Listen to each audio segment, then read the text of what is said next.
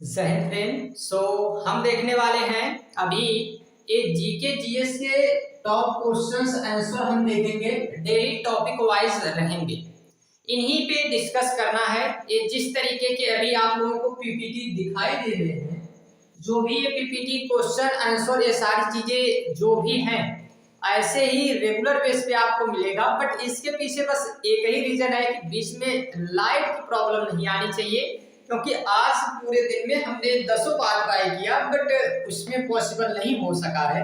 और फाइनली अभी बना रहे हैं, और ये भी अगर कंप्लीट हो जाता है तो बहुत अच्छी बात है, क्योंकि कई बार हमने ट्राई किया बट ये कंप्लीट नहीं हुआ। ये पूरी पीपीटी कई दिनों से बनी हुई है। ऐसे आपको जो अभी यहाँ से क्वेश्चन दिखाई देंगे, ये जितने क्वेश्चन यहाँ से दिखाई दे रहे हैं, ये सभी क्वेश्चन इनकी पीपीटी कम से कम एक क्वेश्चन 500 क्वेश्चन के आसपास रेडी हो चुके हैं। सब क्वेश्चन बन चुके हैं। बस फर्क इतना है कि इन सभी के लिए वीडियो बनाना, और वीडियो हम बनाने के लिए पूरी तरह से तैयार हैं। बस केवल ये लाइट रेगुलर रहनी चाहिए और सही समय में रहनी चाहिए, ठीक है। तो फिर ज्यादा समय हम लोग नहीं लेंगे, और क्या करेंगे तो हम लोग स्टार्ट कर देते हैं। और पहला यहाँ से क्वेश्चन देखेंगे, लेकिन उससे पहले कुछ यहाँ पे हम इम्पोर्टेंट पॉइंट देखेंगे। इसके बाद हम लोग क्वेश्चन पर आएंगे, क्योंकि हमें इस पूरे क्वेश्चन को सॉल्व करने में कहीं से कहीं तक कोई प्रॉब्लम ना हो। जैसे ही आप इन सभी पॉइंट को पहले पढ़ेंगे और इसके बाद आप जब क्वेश्चन पे आएंगे तो बड़े ही आसानी से इन सभी क्वेश्चन को आप भी सॉल्व कर सकते हैं। बस हमारी इस क्लास को आप लोगों को केवल देखते हुए चलना है। चलिए आ जाते हैं हम लोग। पहला क्वेश्चन हमारे पास क्या है, तो भाई पहला क्वेश्चन हमारे पास यहाँ पे दिखाई दे रहा है। क्वेश्चन यहाँ पे अगर हम देखेंगे तो इस तरीके के क्वेश्चन है, ठीक ना। इस तरीके के क्वेश्चन आपको दिखाई देंगे कि 1773 के रेगुलेटिंग एक्ट का प्राथमिक उद्देश्य क्या था, क्या रीजन था, ठीक ना, क्या उसका उद्देश्य था रेगुलेटिंग एक्ट का। तो इन सारे क्वेश्चन के जवाब के लिए आपको एक पूरी क्लास पहले स्टार्टिंग में देखनी पड़ेगी, और इसे आप लोग ज्यादा से ज्यादा हम इसे 5 से 10 मिनट लेंगे, इन पे आप लोग ध्यान देंगे। चलिए देखते हैं हम लोग। तो पहला यहाँ से हम लोगों को पॉइंट क्या याद रखना है, 1773 का ये रेगुलेटिंग एक्ट है, ठीक ना। 1773 का रेगुलेटिंग एक्ट, इसके बारे में क्या क्या चीजें याद रखनी है तो आप देखते हुए चलेंगे। यहाँ आप लोगों को पहली बात याद रखना है कि ये जो रेगुलेटिंग एक्ट है 1773 का, मे भी एक कलर दिखाई दे रहा होगा, इसे हम लोग रेगुलेटिंग एक्ट कहते हैं। एक ब्रिटिश इंडिया द्वारा, ठीक ना, यानी कि ब्रिटिश सरकार के द्वारा अगर हम बात करते हैं तो पहली बार हमारे देश में ईस्ट इंडिया कंपनी को रेगुलेट करने के लिए, नियंत्रित करने के लिए एक पहला कानून था जो ईस्ट इंडिया कंपनी से आया था। इस पे हमने एक वीडियो और भी प्रोवाइड कराया है, अभी जल्द ही एक वीडियो हमने इस पे बना दिया था। बट उस पे अगर आपको हम बात करें तो भी पूरी तरह से इस तरीके के कोई प्रैक्टिस क्वेश्चन आंसर नहीं कराए गए थे। बट अभी से ये सभी क्वेश्चन आंसर भी आपको प्रैक्टिस कराए जाएंगे, तो आप इनको भी देखते हुए चलेंगे, ठीक है। तो चलिए पहला क्वेश्चन देखने के लिए ये सारी चीजें आपको समझनी है। तो भारतीय संवैधानिक इतिहास में एक मील का पत्थर माना जाता है किसे, इस 1773 के रेगुलेटिंग एक्ट को। First point. सेकेंड क्या है कि ब्रिटिश संसद द्वारा ईस्ट इंडिया कंपनी के कार्यों को नियंत्रित, की पॉइंट है नियंत्रित और विनियमित, यानी इसको रेगुलेट करने के लिए पहली बार एक कानून लाया गया, और जिस कानून को हम लोग नाम क्या देते हैं, उस कानून को नाम देते हैं रेगुलेटिंग एक्ट, ठीक है। रेगुलेटिंग एक्ट उस कानून को कहा जाता है। तो फर्स्ट टाइम ये जो कानून आया था इसे रेगुलेटिंग एक्ट के नाम से जाना जाता है। रेगुलेट किया गया था पहली बार।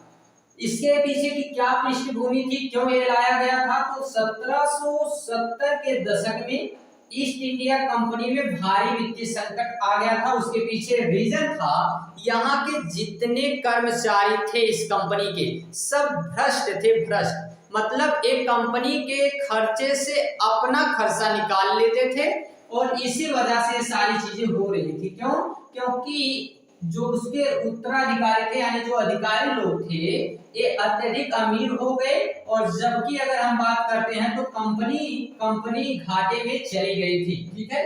कंपनी घाटे में चली गई और ये लोग अमीर होते चले गए थे, ठीक ना, ये लोग अमीर होते जा रहे थे और कंपनी जो है एक घाटे में चली जा रही थी। चलिए अगले पॉइंट पे आते हैं, और अगली पॉइंट क्या है हमारे सामने, तो अगली पॉइंट है कि इसकी क्या क्या फीचर्स हैं, क्या क्या विशेषताएं इस कानून की है। तो ये जो कानून है इसकी विशेषताओं के बारे में हम लोग समझ लेते हैं। 1 मिनट का समय देंगे, यहां से इसको हम थोड़ा सा मल्टी टेस्ट कर देते हैं, कहीं ना कहीं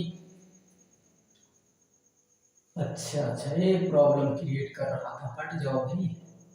यहां से ना हम मल्टी टेस्ट कर देते हैं तो फिर कोई भी चीजें इस तरीके की कोई प्रॉब्लम क्रिएट नहीं करेंगी।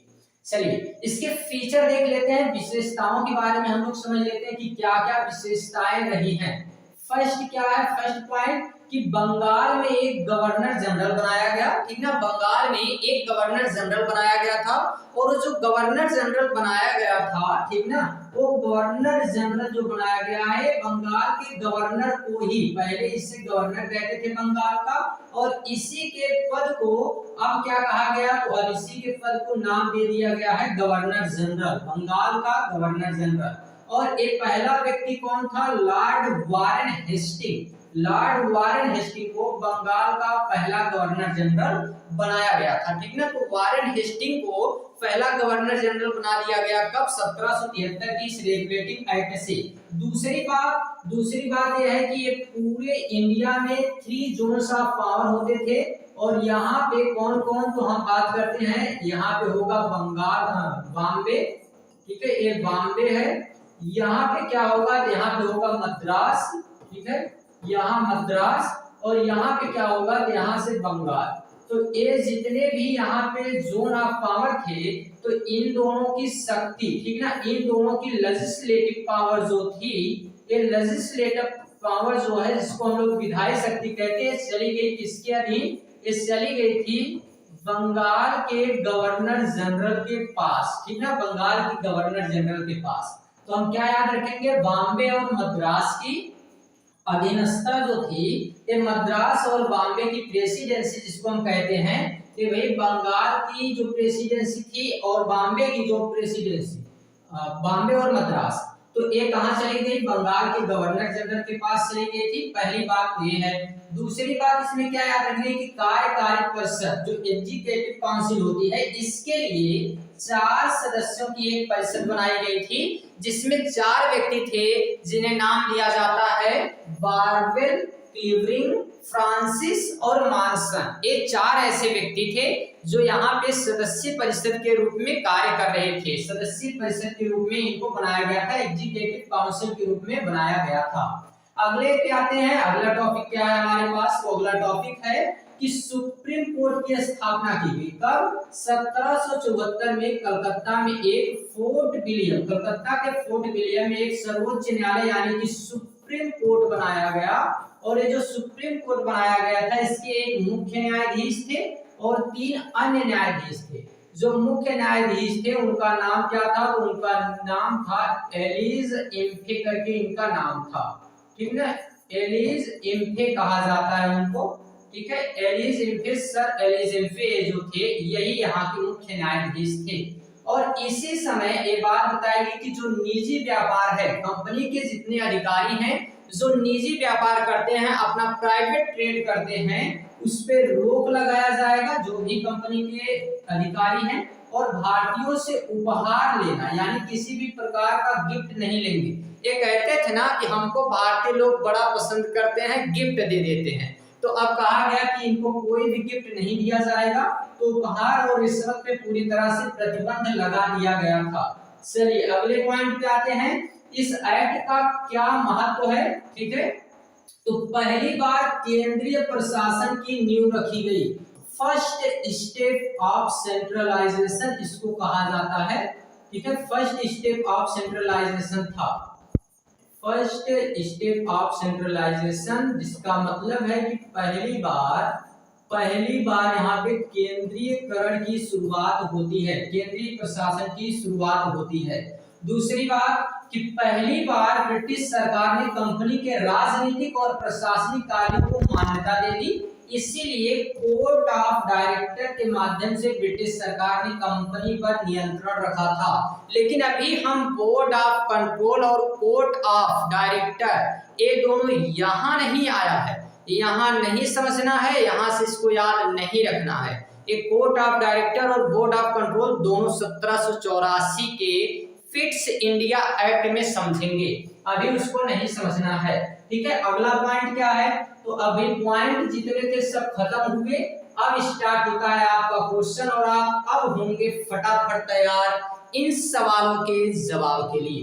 पहला क्वेश्चन 1773 के रेगुलेटिंग एक्ट का प्राथमिक उद्देश्य क्या था, तो पहला इसका उद्देश्य था ईस्ट इंडिया कंपनी को भंग करना, जी बिल्कुल नहीं।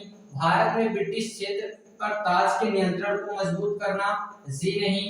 ईस्ट इंडिया कंपनी के मामलों को विनियमित करना, यस विनियमित करना, रेगुलेट करना, विनियमित करना, इसीलिए ये एक्ट आया था। ठीक है, रेगुलेट करने के लिए ही ये एक्ट लाया गया था। ठीक है, दूसरा क्वेश्चन क्या है, रेगुलेटिंग एक्ट 1773 के तहत स्थापित बंगाल के पहले गवर्नर जनरल कौन थे। पहले गवर्नर जनरल अभी आपको बताया गया है कौन है, तो वारेन हेस्टिंग। पहले गवर्नर जनरल कौन है, वारेन हेस्टिंग, अभी हमने आपको बताया है। और 4 अन्य सदस्य भी बनाए गए थे, तो Warren Hasting is the right answer of this question. अगला क्वेश्चन, रेगुलेटिंग एक्ट 1773 के अनुसार गवर्नर जनरल की परिषद में कितने सदस्य थे, तो 4 सदस्यों की ये परिषद बनाई गई थी। Barwell, Clavering, Francis, Monson. अगला है, रेगुलेटिंग एक्ट 1773 के तहत किस शहर में सर्वोच्च न्यायालय की स्थापना हुई। सर्वोच्च न्यायालय कहाँ बनाया गया था, तो कलकत्ता में, कलकत्ता के फोर्ट विलियम में। कलकत्ता के फोर्ट विलियम में पहली बार क्या बना था, तो पहली बार एक सुप्रीम कोर्ट बनाया गया था 1774 ईस्वी में। 1774 ईस्वी में। और मुख्य न्यायाधीश कौन थे, तो एलिस इम्फे, ये याद रखना है, एलिस इम्फे। ठीक, अगला क्वेश्चन, रेगुलेटिंग एक्ट 1773 के पारित होने का तत्कालीन कारण क्या था, तो कंपनी की सैन्य असफलताएं, नई कंपनी की वित्तीय कठिनाइयों और भ्रष्टाचार, भारतीय शासकों के साथ बेहतर संबंध, ब्रिटिश सरकार का भारत में विस्तार। तो कंपनी की वित्तीय कठिनाइयों और भ्रष्टाचार को रोकने के लिए, ठीक है, ये सारी चीजों के लिए जो है इसको बनाया गया था। आगे बात करते हैं, तो रेगुलेटिंग एक्ट 1773 के तहत कंपनी के कर्मचारी को निजी व्यापार में शामिल होने से क्यों प्रतिबंधित किया गया, क्योंकि भारतीय व्यापारियों को लाभ पहुंचाने के लिए, बिल्कुल नहीं।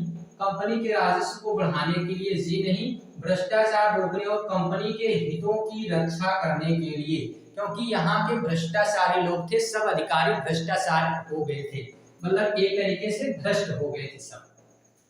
रेगुलेटिंग एक्ट 1773 के प्रावधानों में से कौन सा एक प्रावधान था, क्या इसमें बात की गई थी, क्या गवर्नर जनरल को वीटो शक्ति दी गई थी, कंपनी के राजनीतिक और वाणिज्यिक कार्यों को अलग किया गया था, भारतीयों को कंपनी के उच्च पद पर नियुक्त किया गया था, कंपनी के निदेशकों का चुनाव सीधे ब्रिटिश नागरिकों के द्वारा किया गया था, जी नहीं, बल्कि गवर्नर जनरल को कुछ वीटो जैसी शक्ति दी गई थी। तो हम इसको कह सकते हैं कि यही बात यहाँ पे सही है। ठीक है, अगला क्वेश्चन, रेगुलेटिंग एक्ट 1773 की कमियों में से क्या थी, क्या कमी थी, तो हम अगर बात करते हैं तो यहाँ पे भारतीयों को प्रशासन में शामिल करना, गवर्नर जनरल की शक्तियों को अत्यधिक बढ़ाना, सर्वोच्च न्यायालय की अत्यधिक स्वायत्तता देना, परिषद और गवर्नर के बीच में अस्पष्ट शक्तियों का अभाव, मतलब नहीं बताया गया था कि परिषद क्या करेगी, जो काउंसिल ऑफ 4 है उसे काउंसिल ऑफ 4 भी कहते हैं, काउंसिल ऑफ कलकत्ता भी कहते हैं, काउंसिल ऑफ गवर्नर जनरल भी कहते हैं। तो उसमें ये नहीं बताया गया था क्या काम काउंसिल ऑफ 4 करेगी, मतलब ये जो यहाँ पे परिषद बनाई गई थी, कार्यकारी परिषद जो सदस्यीय परिषद थी, क्या काम उसे करना है और क्या काम करना है सुप्रीम कोर्ट को, गवर्नर जनरल के बीच में क्या चीजें रहेंगी, ये सारी चीजें क्लियरिफाई नहीं थी, इसीलिए इसे हम कमी के रूप में यहाँ से रखेंगे। अगला है क्या, तो रेगुलेटिंग एक्ट 1773 ने भारत में ब्रिटिश शासन की नींव कैसे रखी, तो कैसे भाई इसकी नींव रखी गई है, तो अगर हम बात करते हैं भारतीय संस्कृति को बढ़ावा देकर, जी नहीं, ब्रिटिश सेना को कमजोर करके, जी बिल्कुल नहीं। तो कंपनी के मामलों में ब्रिटिश सरकार के हस्तक्षेप को बढ़ाकर, यही बात सही रहेगी, क्योंकि जो है यहाँ पर रेगुलेट किया गया था, फर्स्ट टाइम रेगुलेट किया गया इस कंपनी को, तो रेगुलेटिंग एक्ट के तहत इसे नियंत्रित किया गया था। अगला और लास्ट क्वेश्चन, रेगुलेटिंग एक्ट 1773 के बाद पारित किए गए पिट्स इंडिया एक्ट का मुख्य उद्देश्य क्या था? तो भाई पिट्स इंडिया एक्ट को तो हम वहां पे पढ़ेंगे ही, बट यहाँ पे अभी हम समझ लेते हैं कि कंपनी के प्रशासन, यहाँ कंपनी के व्यापारिक अधिकारों को समाप्त करना, इसे तो नहीं कहेंगे, गवर्नर जनरल की शक्तियों को कम करना, कंपनी के प्रशासन को अधिक प्रभावी बनाना और भारतीयों को अधिक राजनीतिक अधिकार देना। हाँ एक चीज हो, लास्ट क्वेश्चन है भाई, इसके आंसर ना आपको देके आना चाहिए, लास्ट क्वेश्चन, और इसे अभी पढ़ना भी है। 1784 का रेगुलेटिंग है, तब तक आप इसका जवाब कमेंट बॉक्स में टाइप करेंगे, कमेंट बॉक्स में बताएंगे इसका आंसर। हर क्वेश्चन का लास्ट का जो क्वेश्चन रहेगा, जितने भी टॉप 10 क्वेश्चन रहेंगे, हर एक टॉपिक को पहले हम लोग डिस्कस करेंगे, डिस्कस करने के बाद सेकंडों में उस टॉपिक को हम लोग उड़ाते हुए चलेंगे एक एक क्वेश्चन को, जैसा कि अभी भी इन सभी क्वेश्चन को हमने कोई भी समय इसमें नहीं लगा है, एक एक क्वेश्चन को यहाँ से सॉल्व करने में समय इसलिए नहीं लगा क्योंकि हमने पहले इस टॉपिक को डिस्कस किया है, जिससे आप लोगों ने पहले ही पढ़ लिया है, तो फिर इसमें आपको समय बिल्कुल नहीं लगेगा। ठीक है, तो पहले आप टॉपिक पढ़ेंगे और फिर इन्हें जो है आप सॉल्व करते चलेंगे। तो इसी तरीके से अगला नेक्स्ट टॉपिक का क्वेश्चन भी आपको मिल जाएगा। बहुत सारे ऐसे क्वेश्चन बन चुके हैं और सारे क्वेश्चन यहाँ से रेडी हैं बिल्कुल।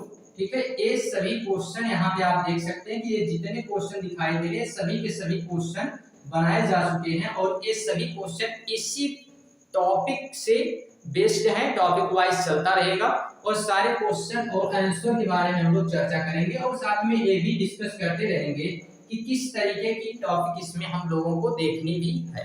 बाकी करंट अफेयर्स का भी आ रहा है, हमने अभी करंट अफेयर्स ऊपर रखा है, करंट अफेयर्स का वीडियो भी आप लोगों को जल्द ही मिल जाएगा।